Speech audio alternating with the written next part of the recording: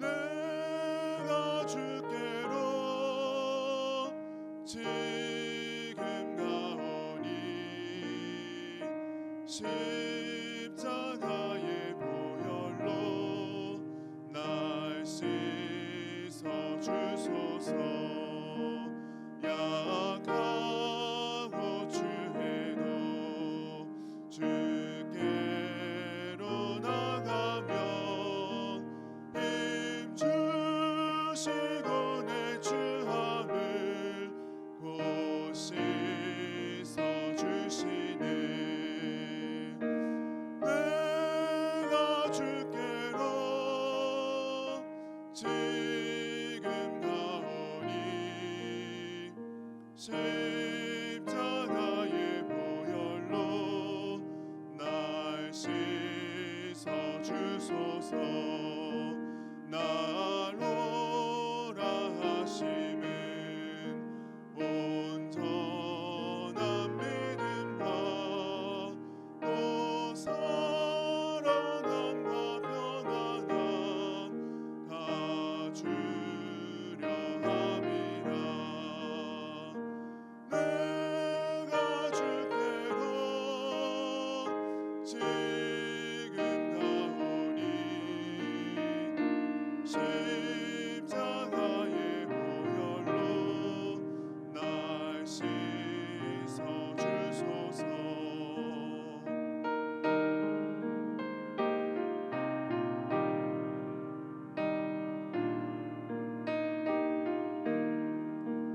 큰 죄인 복받아 살 길을 얻었네.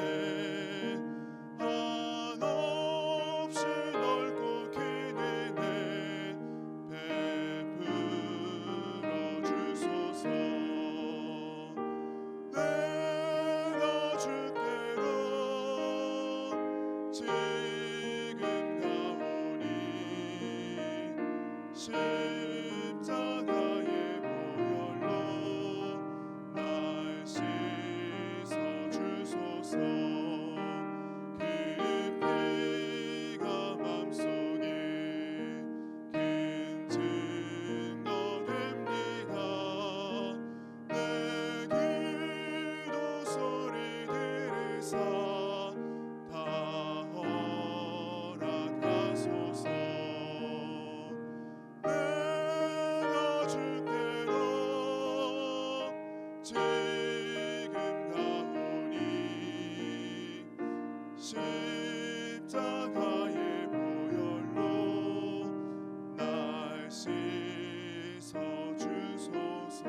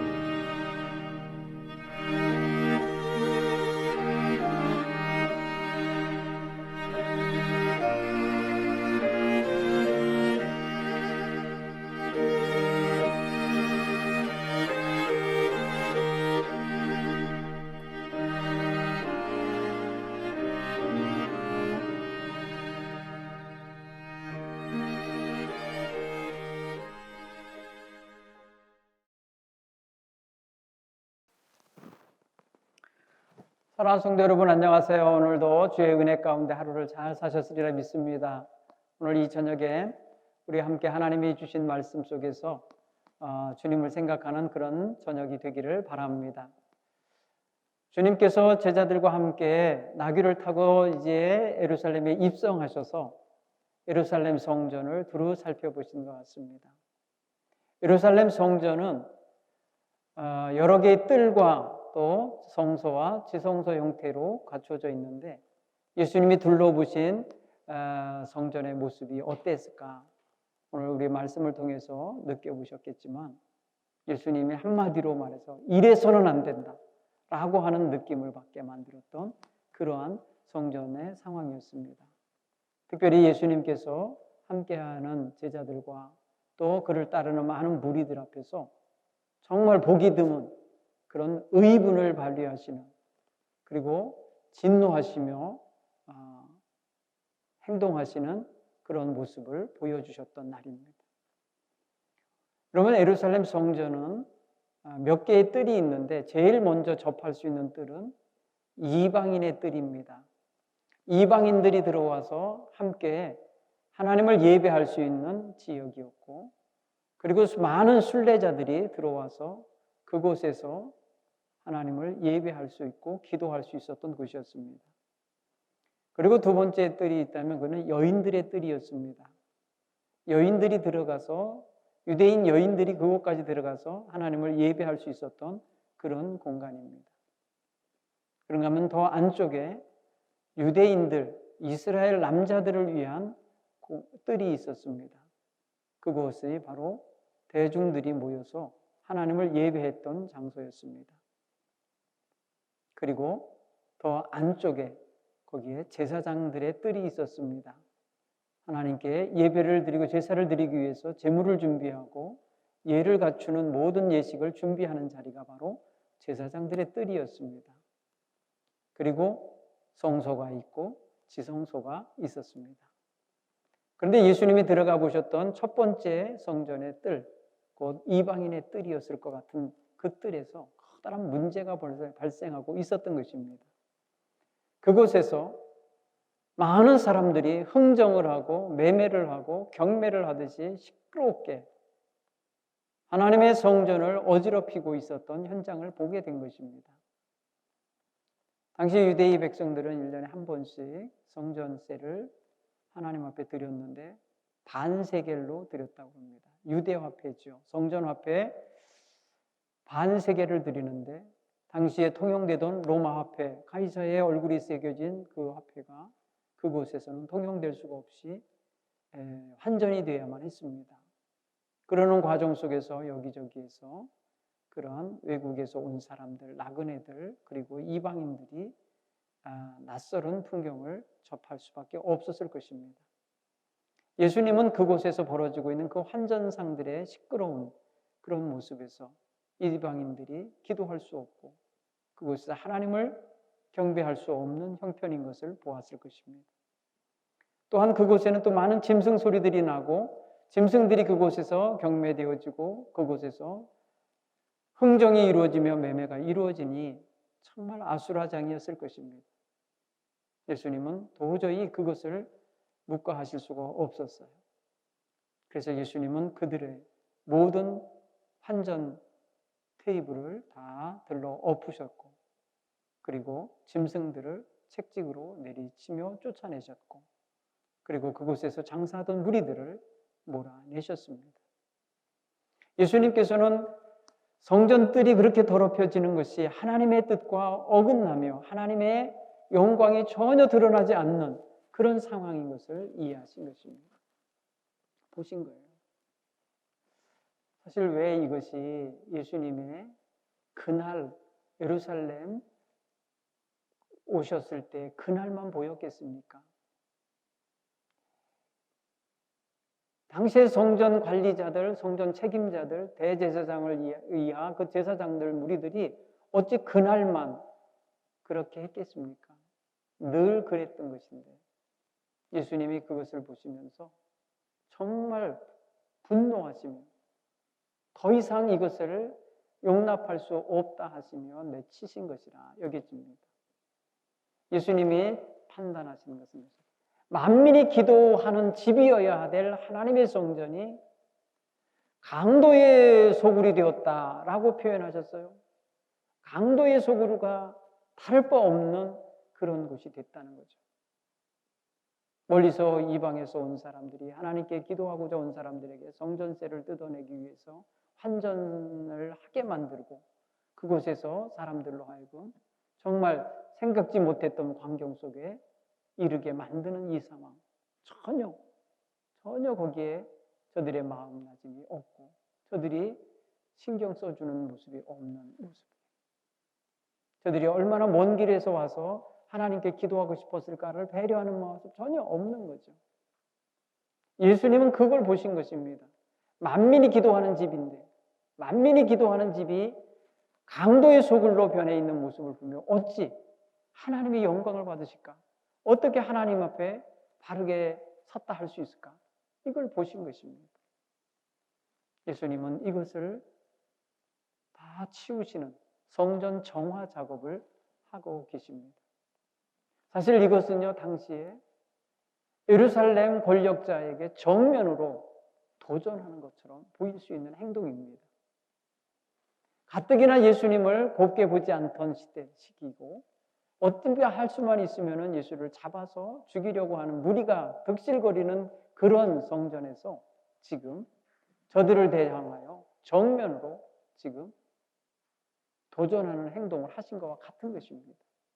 그런 면에서 볼 때 예수님의 오늘의 이 성전 정화의 작업은 목숨을 걸고 하는 행동과 같은 것입니다. 예수님은 왜 여기에 목숨을 걸을 만한 그런 행동을 하실까? 여러분, 예수님보다 약 한 200여 년 전에 마카비 형제라는 제사장의 자식들이 있었는데 이 마카비가 무엇을 했냐면은 하나님의 성전이 이방 신전처럼 더럽혀진 것, 하나님의 성전이 온갖 우상 숭배로 더럽혀진 것을 도저히 묵과할 수 없어서 목숨을 걸고 성전 정화 작업을 한 것입니다. 마침내 성전을 되찾았고 성전을 정화시키는 작업에 성공하는데 예수님의 오늘의 이 행동은 바로 그 마카비 형제가 했던 것과 버금가는 그런 귀한 일이었음을 알 수 있습니다. 오늘 우리는 정말 하나님의 성전된 우리의 심령 속에 정화될 게 없을까 돌아봐야 되겠습니다. 사도 바울은 고린도전서 3장에서 우리에게 말합니다. 너희 몸은 거룩한 성전이다. 성령이 거하는 성전이다 라고 말하며 너희의 몸을 더럽히지 마라. 성전을 더럽히지 마라 라고 말씀합니다. 오늘 우리의 언행심사를 드러내고 살아가는 이 육신 장막도 정말 거룩한 육신으로 삼아야 되겠고 특별히 우리의 심령은 더더욱 우리 주 예수 그리스도의 뜻과 동일한 그런 거룩한 뜻으로 가득한 심령이 되게 해야 할 줄 믿습니다.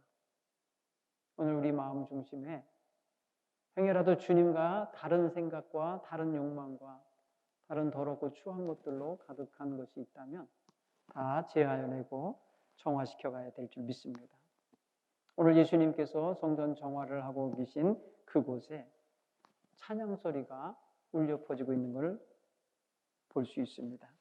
성경의 표현에 보면은 예수님께서 성전을 정화하고 있는 그 자리에서 소리를 질러 호산나 다윗의 자손이요 하는 어린이들이 있었다라고 했습니다. 대제사장들과 서기관들은 예수님께서 하시는 이 정말 누구도 생각 못한 이런 이상한 행동, 이 거친 행동에 대하여 항변할 때 곁에서는 예수님을 향하여 다윗의 자손이요 호산나 다윗의 자손이요 하는 어린아이들이 있었다라는 것입니다. 성경은 이 어린아이들이라는 것을 여러 가지로 이제 우리에게 생각하게 해주는 부분이 있습니다. 어떤 학자들은 예수님의 제자들이었을 것이다 라고 말하기도 하고 어떤 사람들은 평소에 예수님과 같은 그런 하나님의 성전은 이래서는 안 돼라고 생각했던 사람들이 예수님의 하시는 그 행동을 보고 그것을 보고 과연 저분이 구원자시구나. 우리를 이 형식적인 죄악과 이러한 종교 노름에서 벗어나게 할 구원자구나 라는 걸 생각했던 사람들이라고도 해석합니다. 물론 어린아이들이었으면 있는 말 그대로 어린아이들이라면 굉장히 영적인 눈이 열린 아이들이죠. 정말 예수님을 제대로 보고 예수님에 대하여 찬양을 올리고 있는 아이들이죠. 정말 순수하고 여기 서기관들과 대제사장들이 보지 못하는 예수님의 참 모습을 본 아이들이겠죠.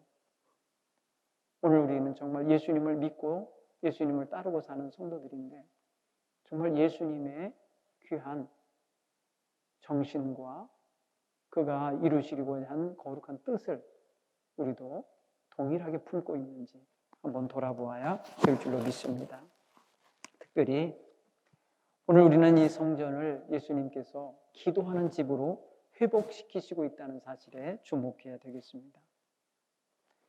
하나님의 성전이 거룩한 하나님을 향한 기도가 있는 자리, 기도의 성소로 바꿔주고 계시다는 사실을 우리가 주목할 때 하나님과의 기도가 없는, 하나님과의 어떤 만남이 없는, 교통함이 없는 그러한 종교적 공간으로서는 의미가 없는 것을 말해주고, 비록 거기가 종교적 행위를 위하여 모인 사람들이 모여서 함께 물건을 사고 파는 자리가 되어 있어서 아무 의미 없는 자리라는 걸 우리에게 반증해 주는 것입니다. 기도하는 곳은 기도하는 곳으로서 회복이 되어야지 다른 어떤 이유를 가지고 그곳을 대신하는 그런 공간이 되게 해서는 아니 되는 거죠. 당시에 이곳을 안나스 특매점이라고 말할 정도로 안나스 제사장이 그 모든 걸 독점하고 있었던 그런 장사터였단 말이죠. 누구도 그 제사장에게 도전하여 말할 수가 없고 옳은 것을 알면서도 옳다고 옳게 행동을 할 수가 없었던 시대, 예수님께서는 단호하게 그런 자들을 내쫓고 꾸짖고 바로잡고 계신 것입니다. 사랑하는 성도 여러분, 우리는 단호하게 우리 자신에게 우리의 성전된 몸과 마음에 하나님의 뜻과 어긋나는 것이 있다고 판단되어지고 깨달아진 바 있으면 주저없이 끊어내고 쓸어내고 씻어내야 될 줄 믿습니다. 하나님의 진노하심이 예수님의 그 분노를 통하여 나타나신 같이 우리에게도 하나님께서 원치 아니하는 그런 마음가짐을 계속해서 갖게 하는 욕구와 그런 더러운 습관과 언행을 주님께서는 다 제하길 원하실 것입니다. 또한 오늘 성경을 보면 예수님이 이런 의분, 분노, 거룩한 분노만을 쏟아내시는 것이 아니라 놀랍게도 거긴 또 소경과 저는 자들이 있었습니다. 그들이 어떻게 성전에 들어와 있는지 성경은 말하지 않습니다. 아마도 성전 뜰이니까, 이방인의 뜰이니까 거기까지는 그들도 제한당하지 아니하고 들어왔을 것 같은 생각이 듭니다. 그곳에서 예수님께서는 그 소경들과 저는 자들을 돌보시고 고쳐주고 계심을 알 수가 있습니다. 오늘 14절에 보면은 맹인과 전원자들이 성전에서 예수께 나오매 고쳐주시니 이렇게 말씀하십니다. 여러분, 그러니까 그 성전에 지금 누구누구가 있는 건가 보십시오. 그거를 관리하는 대제사장, 그곳을 마치 자기의 일터로 삼고 있는 서기관들, 그런가 하면은 거기서 장사하는 무리들, 거기 지금 찬양하는 아이들, 그리고 맹인과 전원이와 같은 환자들, 다양한 사람들이 거기 있었던 거죠. 제자들이 거기 같이 있었겠죠. 그러니까 예수님이 하시는 행위도 보고 예수님이 하시는 말씀도 다 들었을 것입니다. 오늘 저들이 예수님의 말씀 앞에 어떻게 반응하고 어떻게 결단하고 행동했을지는 그 다음에 우리가 또 묵상해야 될 문제일 것입니다. 오늘 예수님께서는 우리에게 때로는 진노의 말씀을 책망하시는 눈초리로 우리를 보시면서 꾸짖기도 하시지만은 따뜻한 사랑과 돌보심으로 우리의 연약함을 도우시고 회복시키시고 치유하고 계신 그런 역사도 함께 있음을 깨닫기 바랍니다. 우리는 다만 우리의 마음을 열어서 우리 주 예수 그리스도를 통하여서 하나님이 이루시기 원하시는 거룩한 뜻을 분별해내고 깨달아내는 이런 지혜가 있어야 할 것입니다. 어제 나눈 말씀처럼 정말 제자들이 예수님과 마음과 뜻을 같이 하지 않은 채 예수님의 길을 따라온 것처럼 행여라도 우리는 지금 예수님의 마음과 상관없는 생각과 욕망으로 가득한 강도의 소굴과 같은 마음가짐으로 주님의 전을 드나들며 하나님 앞에 예배하고 있다면 이 또한 우리도 책망받고 고쳐짐 받아야 할 그런 부분이라 믿습니다. 근본 이사순절기 특별히 고난 주간을 지내면서 우리를 더 성결하게 정화시키고 거룩하게 거듭나게 만드는 이런 성도들이 되시기를 간절히 바랍니다. 하나님의 성전인 우리를 하나님 깨끗하게 해 주옵소서, 정결하게 해 주옵소서 기도하시기 바랍니다. 두 번째로는 여러분, 강도의 소굴이 되어버린 성전을 주님께서 기도하는 집으로 바꿔주신 것처럼 우리의 심령 또한, 우리의 몸과 마음 또한 하나님의 거룩한 성전으로 새롭게 세워지도록 기도하시길 바랍니다. 더 나아가 우리가 우리 자신만을 이기적으로 생각하던 마음에서 벗어나서 고통당하는 사람들, 주님 앞에 나와 치유와 회복을 받아야 할 사람들을 위해서 기도할 수 있는 이런 마음을 갖게 되기 바랍니다. 오늘 이 저녁에도 주님을 생각하는 마음으로 겸손히 자신을 돌아보며 자신의 심령을 성결하게 거듭난 심령으로 변화시키기 위해서 기도하는 성도들 되기를 바랍니다. 함께 기도하겠습니다.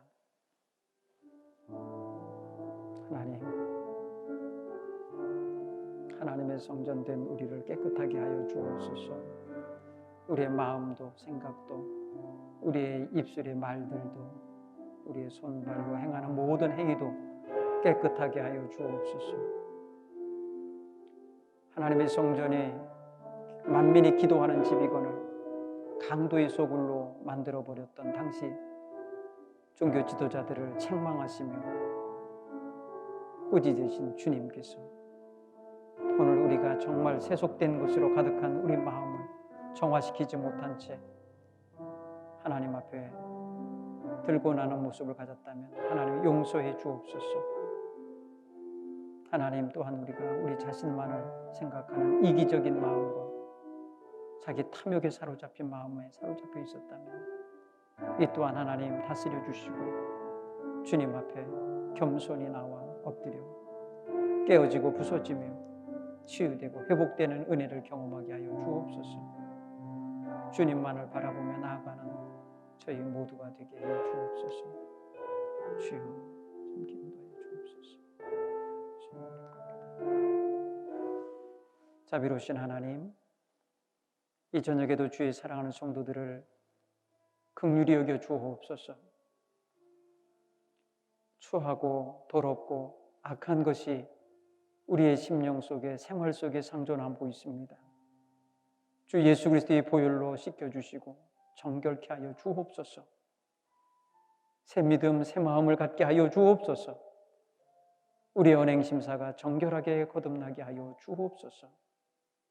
이 고난의 절기를 살아가면서 우리 앞에 다가오시는 주님을 바라보며 맞이하기에 합당한 그런 믿음의 자세를 온전히 갖추게 하여 주옵소서.